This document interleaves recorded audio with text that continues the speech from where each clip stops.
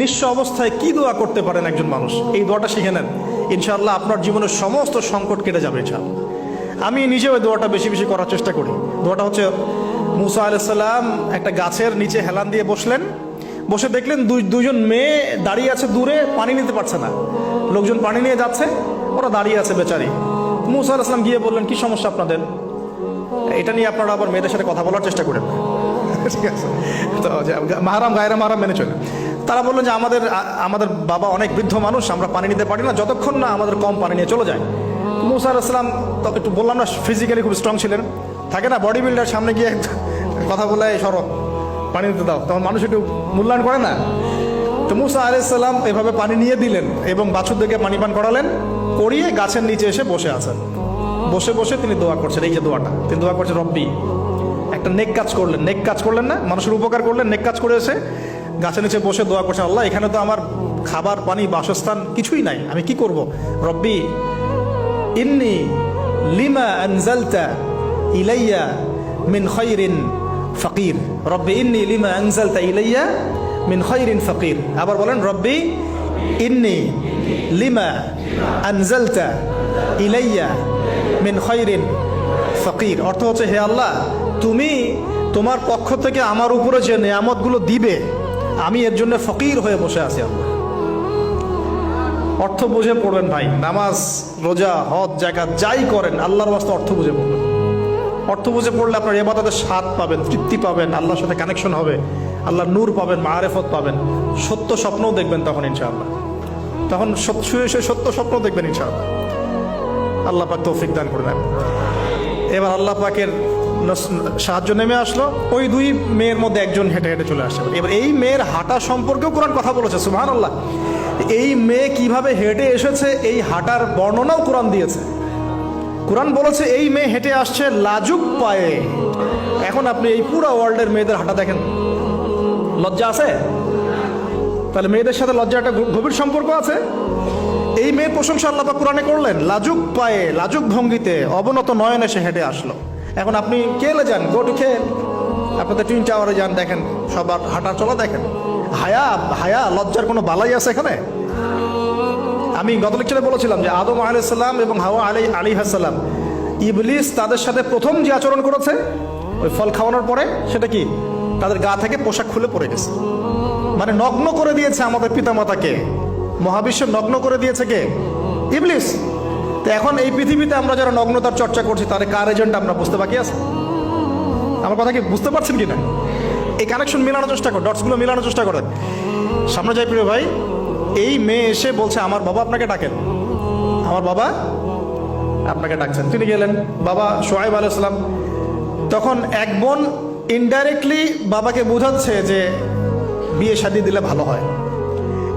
এক বোন বলছে যে আপনি তো তাকে পুরস্কৃত করতে চাচ্ছেন, তাহলে এইরকম কওয়িউন আমিন একজন মানুষকে সবচেয়ে ভালোভাবে পুরস্কৃত করা যায় তার যথাযোগ্য প্রতিদান দেওয়ার মধ্য দিয়ে। তো মেয়ের ইশারা বাবা বুঝেছেন, তিনি নিজের এক মেয়ের সাথে মুসা আলাইহিস সালাম বিয়ে দিলেন, সুবহানাল্লাহ। তবে শর্ত দিলেন, দেন মোহর কি? মোহর তো নাই। মোহর কি এবার? মোহর হচ্ছে 8 বছর তোমাকে আমার ফার্মে কাজ করতে হবে। এটা আগেকার একটা স্টাইল ছিল, সুন্নাহ। এটা এখন নাই, যদিও আগে এরকম ছিল যে দেনমোহর দেওয়ার জন্য এই একটা পদ্ধতি ছিল। যেমন ইয়াকুব আলাইহিস সালামের ক্ষেত্রেও এরকম 7 বছরের কথা আসছে, তিনি 7 বছর তার শ্বশুরের ফার্মে কাজ করেছেন। এটা নতুন ছিল না ওই সময়, এটা কমন ছিল। এখন যেমন আমাদের দেশে কমন 10 লাখ টাকা মোহর হবে, 10,000 টাকা দিব, বাকিটা সব বাকি, তাই না? তো এরকম আর কি কমন কিছু বিষয় থাকে আর কি। আস্তাগফিরুল্লাহ, মাফ করো, বলবে বাসরাতে, বলবে আমাকে মাফ করে দাও। শুরুতেই নিজের গায়রথহীনতার পরিচয় দিল। আবার এদিকে শ্বশুরের কাছে মাশাআল্লাহ মোটা অঙ্কের ডোনেশন নিতে চাচ্ছে, যৌতুক। বিয়ে আমাদের ওখানে মাশাআল্লাহ মানে কেনা বেচা, মেয়ে বিক্রি করতেছে আর ছেলে কিনতেছে। এবার 8 বছর পূর্ণ করা হলো, তিনি আরো 2 বছর 10 বছর পূর্ণ করলেন। এই 10 বছরে মুসা আলাইহিস সালাম নববী পরিবেশ পেলেন, অভিভাবক পেলেন, স্ত্রী পেলেন, প্রেমময়ী সন্তান সন্ততি ইত্যাদি সবকিছু। এবার আল্লাহ রাব্বুল আলামিন তাকে মিশরের দিকে যাওয়ার যে সময় তো এখন হয়ে গেছে, 10 বছর হয়ে গেছে, মিশরের দিকে যেতে হবে। যাওয়ার পথে স্ত্রীর প্রসব বেদনা উঠেছে। তখন মুসা আলাইহিস সালাম আগুন খুঁজছেন। আগুন কি খুঁজছেন ভাই? আগুন খুঁজতে খুঁজতে খুঁজতে খুঁজতে তুর পাহাড়ের ওখানে গিয়ে দেখছেন যে আগুন গাছে জ্বলছে। সবুজ পাতার উপরে আগুন, তিনি অবাক। এই সময় আওয়াজ আসলো, বিসমিল্লাহির রহমানির রহিম, ইন্নী আনা রব্বুক ফাখলা'না আলাইক ইন্নাকা বিল ওয়াদিল মুকদ্দাসি তুয়া। মূসা, ইন্নানি আনা আল্লাহ লা ইলাহা ইল্লা আনা ফা'বুদনি ওয়া আকিমিস সালাতা লিযিকরি। মানে এখানে অনেকগুলো কথা আছে, সূরা তাহার মধ্যে আছে।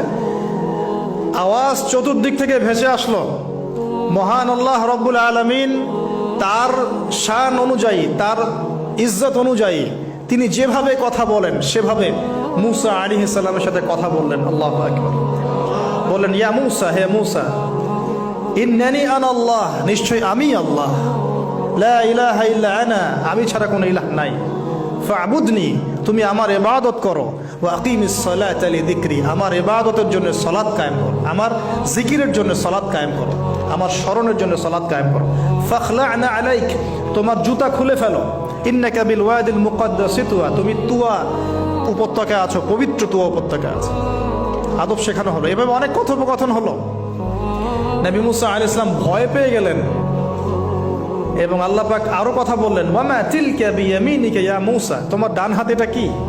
মূসা আলাইহিস সালাম বলছেন, ক্বালা হিয়া আসায়া আতাওয়াক্কাউ আলাইহা ওয়া আহুশু বিহা আলা গনামি ওয়া লিয়া ফিহা মাআরিব উখরা, এটা তো আমার লাঠি, এটা দিয়ে আমি ডালপালা পারি, আমার ওই যে গবাদি পশু চড়াই।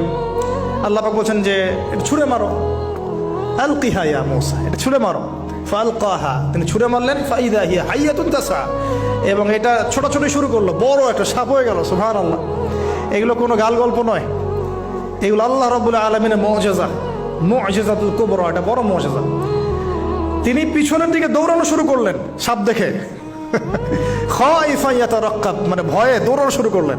আল্লাহ পাক বলছেন, লা ইয়াখাফু লাদাইনাল মুরসালিন, আমার কাছে রসুলগণ ভয় পায় না, তুমি ভয় পেও না, তুমি ওটাকে ধরো পিছন থেকে, সেটা আবার লাঠি হয়ে যাবে। পিছন থেকে হাত দেওয়া হলো, লাঠি হয়ে গেল। সুবহানাল্লাহ। এবার বলছে যে তুমি তোমার বগলের নিচে হাত ঢুকাও। মূসা আলাইহিস সালাম বগলে হাত ঢুকালেন, বের করলেন, হাত থেকে টর্চ লাইটের মতো আলো বের হওয়া শুরু। এটা দ্বিতীয় নিদর্শন। কেন দেয়া হলো নিদর্শন? এবার আল্লাহ পাক তার দায়িত্বটাকে বলছেন, তোমাকে নিদর্শনগুলো কেন দিলাম, তোমাকে মনোনীত কেন করলাম, কেন তোমাকে মনোনীত করলাম মূসা, তোমার কাজটা কি? তোমার কাজ এখন এটা, ইযহাব ইলা ফিরআউনা ইন্নাহু তাগা, তুমি ফিরআউনের কাছে যাও। ফিরআউন সীমা লঙ্ঘন করেছে, মনে আছে ফিরআউনের কথা? সীমা লঙ্ঘন করেছে। তখন মূসা আলাইহিস সালাম তার অপারগতা প্রকাশ করছেন এভাবে, তিনি বলছেন, আল্লাহ, আমার তো জিহ্বা জড়তা আছে, আর আমি তো ওখানে এক ব্যক্তি, আমার খুনের অভিযোগ আমার কাঁধে, আমি এখন কিভাবে কি করবো আল্লাহ? তখন আল্লাহ রাব্বুল আলামিন বলছেন, এই দোয়াটা করো। কোন দোয়া? মূসা আলাইহিস সালাম বললেন, রব্বি ইশরাহ লি সাদরি, হে আল্লাহ, আমার বক্ষ প্রশস্ত করো, ওয়াসসির লি আমরি, আমার কাজকে সহজ করে দাও, ওয়াহলিল উকদাতাম মিন লিসানি, আমার জিহ্বার সমস্ত জড়তা দূর করে দাও, ইয়াফকাহু কাওলি, যাতে মানুষ আমার কথা বুঝতে পারে।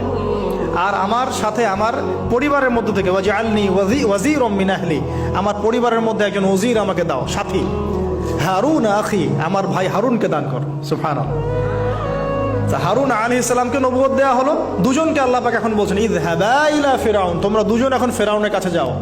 ফাইন্নাহু তাগা ফাকুলা লাহু কাওলান লাইয়িনা, তবে তাকে গিয়ে কর্কশ ভাষায় কথা বলবে না, নরম স্বরে কথা বলবে। দায়ীদের এখানে সুন্নাহ, দায়ীদের জন্য শিক্ষা আছে, দায়ী আলেম যারা মুবাল্লিগ তাদের শিক্ষা আছে। ফিরআউনের সামনে গিয়ে দাওয়াত দিলেও কিভাবে দিতে হবে? ফাকুলা লাহু কাওলান লাইয়িনা, নম্রভাবে কথা বলো। লাআল্লাহু, কেন নম্রতার সাথে? লাআল্লাহু ইয়াতাযাক্কারু আও ইয়াখশা, হয়তোবা নম্রতা প্রদর্শন করলে সে উপদেশ গ্রহণ করতে পারে, অথবা সে আল্লাহকে ভয় করতেও পারে। আল্লাহ পাক তো আগে থেকে জানেন সে ঈমান আনবে না, তারপরেও আমাদের আদব শিখাচ্ছেন আল্লাহ পাক এখানে।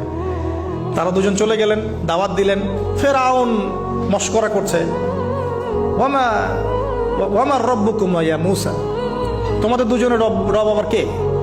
হ্যাঁ, মূসা আলাইহিস সালাম বুঝাচ্ছেন, রব্বি আল্লাযী, আমার রব সেই রব যিনি জীবিতকে মৃত করেন, মৃতকে জীবিত করেন, ইত্যাদি। মানে যার হুকুম ছাড়া একটা গাছের পাতাও নড়ে না, যিনি মাটি থেকে সব উৎপন্ন করেন, বৃষ্টি বর্ষণ করেন, সব বুঝালেন। ফিরআউনের বক্তব্য তখন এটাই ছিল, তোমাদের কাছে কি কোন নিদর্শন আছে, কোন আয়াত নিদর্শন আছে? হ্যাঁ, নিদর্শন আছে। কি? লাঠি ছুঁড়ে মারলেন, সাপ হয়ে গেল। এখন ফিরআউন বলছে, এটা তো জাদু, এটা কি? আমার জাদুকররা ওটা পারে, জাদুকরদেরকে ডেকে না হলো, জাদুকররাও লাঠি ছুঁড়ে মারলো, সাপ হয়ে যাচ্ছে। কিন্তু এই বড় সাপ ওদের সব সাপকে খেয়ে ফেললো। তখন ফেরাউন কিন্তু ভয় পেয়ে গিয়েছিল। এরপরেও এই হাত বের করে আলোর এই নিদর্শন দেখানো হলো, তাওহীদের দাওয়াত দেওয়া হলো, ফেরাউনকে ভয় করতে বলা হলো, ফেরাউনকে সতর্ক করা হলো যে আমার রব, আপনার রব, সবার রব হচ্ছেন আল্লাহ। সব কিছু বোঝানো হলো, কিন্তু ফেরাউন এই কোনো কথাই গ্রহণ করলো না।